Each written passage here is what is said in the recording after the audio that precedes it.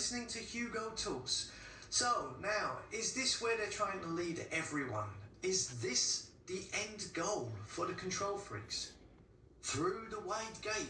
Wide is the gate to destruction. Sometimes, okay, when I mention things from the Bible, how they are all tying up with what is happening now, I get comments complaining about me bringing this stuff up. And I find that odd because so far, the end of days, it seems very much like it's all playing out right in front of us. Here we see the mark of the beast. Not only here in the UK tabloids, but also being talked about positively on GB News.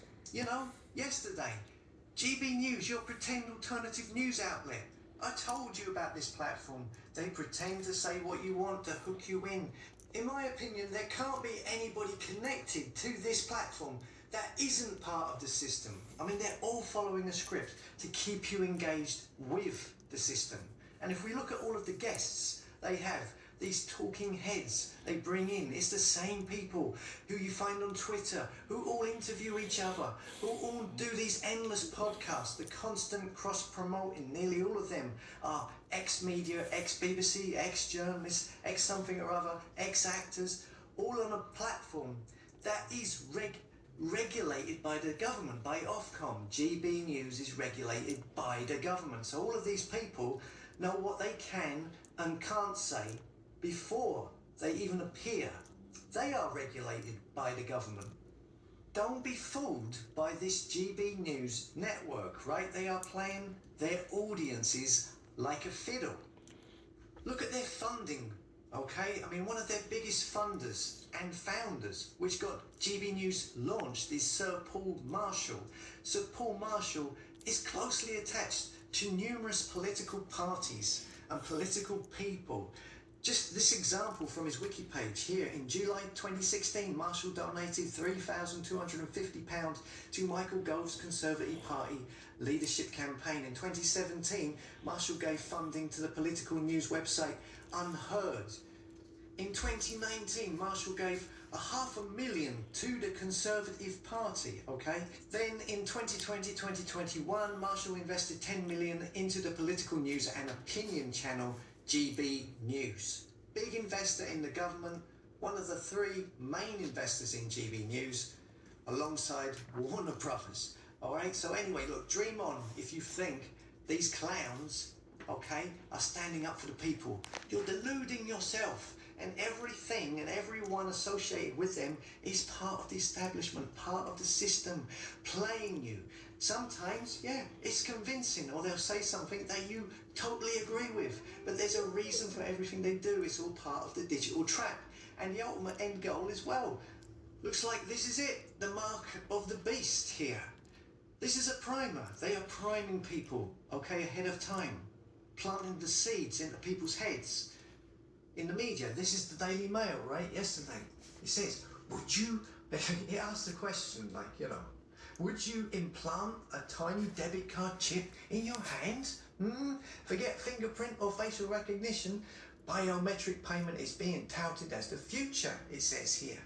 A British-Polish businessman is founder of Walletmore, which claims to be the first company in the world to sell contactless bank card chips that can be implanted into humans. The procedure is simple, it says, if bloody, and leaves customers with a small stitch below the wrist. Once the chip is in, users no longer have to bother with debit or credit cards. Oh, it was so difficult, wasn't it? It was so difficult using debit or credit cards.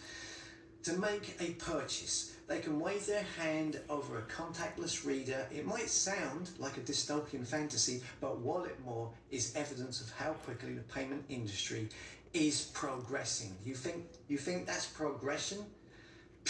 So there you go. This is what they want. Not only chipped like cattle, but that chip being able to control whether you can buy and sell and track you and all kinds of other stuff. Now, where have I heard this before? And he causeth all, both small and great, rich and poor, free and bond, to receive a mark in their right hand or in their foreheads, and that no man might buy or sell, save he had that mark, or the name of the beast, or the number of his name. Here is wisdom Let him that have understanding count the number of the beast, for it is the number of a man, and his number is 666. Yeah? Book of Revelation. So what else can it be? I mean, look, you remember the UK government talking about this in their Dawn of a New Paradigm booklet from the Ministry of Defence last year, and how they talked about the microchip in your hand. What a great idea it was. I did a video about it last year, and here we are now, a year later. It's being talked about. We're in the there, Daily y'all. Mail. We are there. And, oh, lo and behold, Because this is by just magic, reaching too much GB news. Too many News people are also speaking on it. yesterday did a report on it. We're there. On the same day. It's as if, You know, it's as if all these news put your seatbelts organisations on are and given the same script every day, isn't it? hey, So anyway, they talk about hold the on. microchip in the hand, the mark of the beast, and they talk about it Enjoy the positively. ride.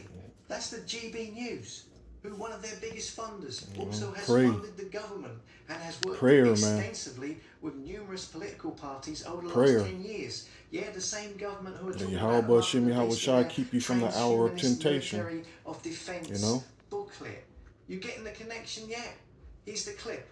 I mean, normally I'm an advocate. We're about to get the hell up out of here. I'm kind of chief enthusiast. Just a short time more, you I know? think there are some genuine ethical issues, and for me, on a personal level, I think that this came to light during lockdown when Just I a was short kind of time. really surprised at the heavy-handedness of governments in the West, certainly around personal freedom, and I understand that that's a slightly abstract point.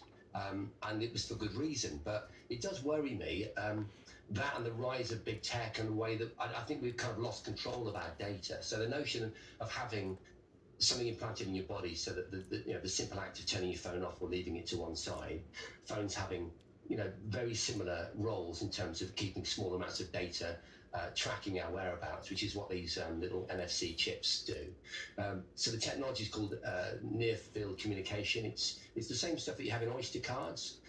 It's inert. It's not potentially dangerous, although there is another big question there. Despite being given the go-ahead, it does concern me. A lot of technologies further down the line sometimes have toxicity that we didn't perhaps expect at first. So I'm not the advocate you might expect for this particular technology, although I do think there is a kind of inevitability about this. I think as we move forward to a kind of transhumanist future. An inevitability, he says, planting the idea that, there's nothing you can do, it's inevitable. Well, I suppose if it's scripture playing out, then, well, maybe it is inevitable, but it's not inevitable that you accept it, which is what I think he is driving at. There's no point stopping it, it's gonna happen, it's inevitable.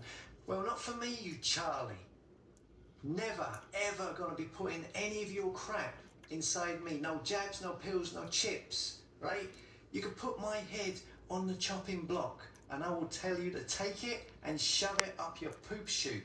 As we augment our bodies more with technology, which at the moment works very well, doesn't it? I mean, I'm wearing contact lenses, I've got dental implants, it's all the same sort of stuff. And listen to this clown. What is he talking about? Contact lenses, dental implants. These things don't track you 24/7. These things don't allow you to buy and sell or have the ability to be switched off so you can't then buy or sell. Also, contact lenses, they serve a function. They help you to see where you're going. Yeah, quite useful. A chip in my hand so I can pay for something without using a card. What do I need it for? I don't need it. Of course the establishment want me to have it, to enslave me and you. This is all there is to it, nothing more. And this clown's pocket, he's using contact lenses and dental implants as an example. He's a muppet. It does feel like we're moving this way. I just think maybe we need to get the kind of personal data thing. We need some big discussions with big tech and government first. Maybe claw back a little bit of ownership before we move to the next phase. Possible. Look, Doctor, what do you make of all of this? I have to say, I love this idea. I'm all for it. I have to say. He looks like he's going to get it. Idea. I'm all all for it, but then I'm someone who's used to having implants. I've got a glucose He's monitor all on this for arm, it. I've got an insulin pump on this arm, transmitting data to my doctors and specialists all constantly. Wow. He loves the idea You hear that? of the mark of the beast. He absolutely loves it. I bet he gets excited when they talk about putting a microchip in his brain via Elon Musk. You know, It's better no still problem. remove his brain, put it in a jar, and give him a robot brain. He'll love that. Maybe that's already happened.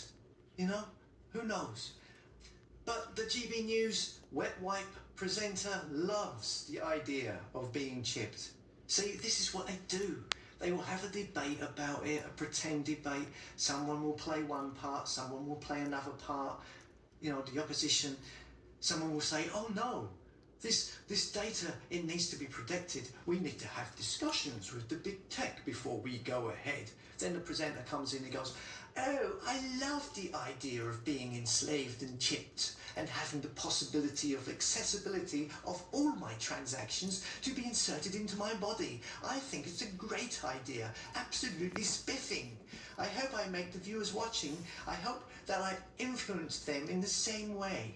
This is your GB News, holding your hand whilst walking you into hell. So I'm used to this sort of information, technology being there and the information being shared. So why would this be a problem? Or would it? I think it's very different integrally because this is for financial reasons. For you to pay for things, and that's inherently connected to your financial level. And for you, that might be okay, but for a lot of people, that's connected to their credit. And You already know this nigga gonna on get top it. of that, it's also going to be connected to their social status as well. So I think if this is Yeah, he got his face on the mainstream news somewhere. that's going to lead to some circumstances. He wanna hold on his position. But why would it get out of control? Because presumably, if you've got something in your hands, you're still going to have to put a pin in or a That haircut fingerprint or dude something. got. So it's going to be secure in that So sense. you wouldn't know. So near field communication is so you don't have to type in anything. Well, no, but that's like contactless now, where you can use it up to a certain limit. But then, if I want to pay something with my phone over £100, I've got to put a number in. That's a good point, and that's a safety precaution. And I think more safety precautions are going to need to be needed. For example, if someone's close to you and they've got a reader or some type of technology that can use NFC, you have to use a glove. You're going to have to use a glove, and that's something that's not been talked about. There's phone cases, I've got one, that cover up your phone card, your phone and your bank card to make sure that there's no interaction between someone trying to get your details. So I think there's more implications that have not been thought about from the practical perspective. Another aspect also is fraudsters. There's lots of very clever people that are trying very hard every single day, making business plans to try to interact and take advantage of this technology. And these people have been going around big tech for decades and being very successful. And a lot of people have become rich off that, and they will be trying very hard. So I think the consumer needs to do their research, be well equipped with the knowledge, and take precautions. But using What research you need? All you need to know is you receive that mark, man. You're gonna have your place in that lake of fire. I'm supporting that completely. It's the only research you need. Wearables, and I think that is a big Now, step who wants to into play? achieve that optimized health, quality of life, and well-being, which of course is a Who in massive the hell in their right mind want that plague of fire, man? Obesity and chronic disease. That's the That only wearables research and you need. transhumanism is going to be a big part of Is this. that you will be vaporized. He does a lot of coughing. What is that all about? I've noticed this with a lot of these people on this show. Are they all sick or something? Or is it more weird peekaboo crap? Anyhow, yeah, it's a lot of waffle. Nobody really bringing up the possibility of how easily people could be exploited, controlled, how this could be used to enslave and control